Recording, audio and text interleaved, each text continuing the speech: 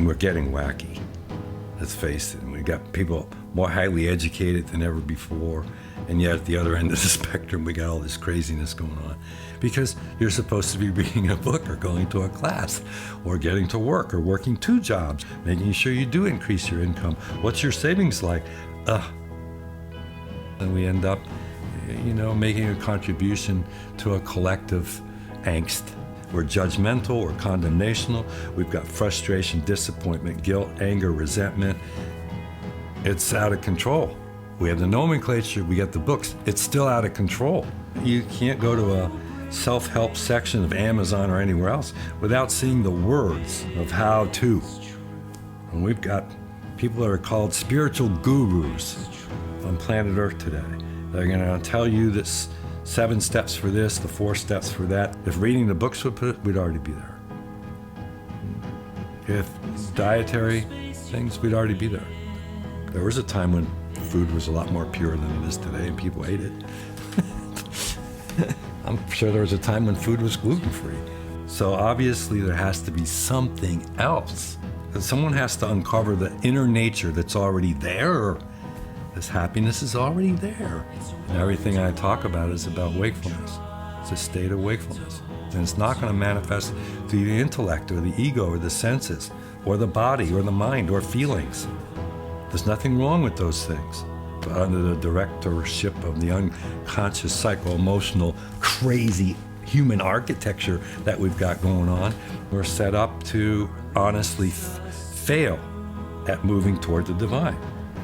All I do as a teacher is teach someone how to do a state of wakefulness that's already there, but they don't know how to do. They don't know how to have. I think it's been 3 years that I've been working with him, meditating through his program. I used to have this very high level of pervasive anxiety. I mean, it was just the way that I lived. It was really tiring, physically and emotionally tiring to operate on that level, and so now that's gone. I mean, it's life-changing, honestly. It's peaceful, it's quiet, it's really enjoyable. Meditation is just a systematic way to offer some conditions to cooperate with an existing impulse to go to the state of inner peace. The nature of the technique itself is innocent, natural, it's effortless. It's based on the ancient Vedic style of effortlessness. And that really substantiates the basis of this meditation as being different than almost every other meditation in the marketplace.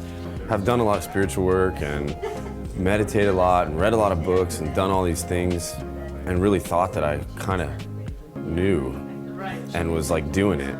And then a couple of days, just a day or two with Michael, and I was like, oh man, this is totally different. This is not what I was doing, and makes so much more sense, and it's so much more effective, and started to see results instantly. There's a free, no obligation introductory talk, but it's also mandatory. That's where someone learns what it is and what it isn't. Most people think that meditation is difficult, hard, something they can't do, something they can't sit down for. I'm never going to be able to sit still. It's not possible. I can't quiet my mind. And that all is a testimony to the amount of misinformation there is about meditation. They hear it's rigorous. They hear it's tedious.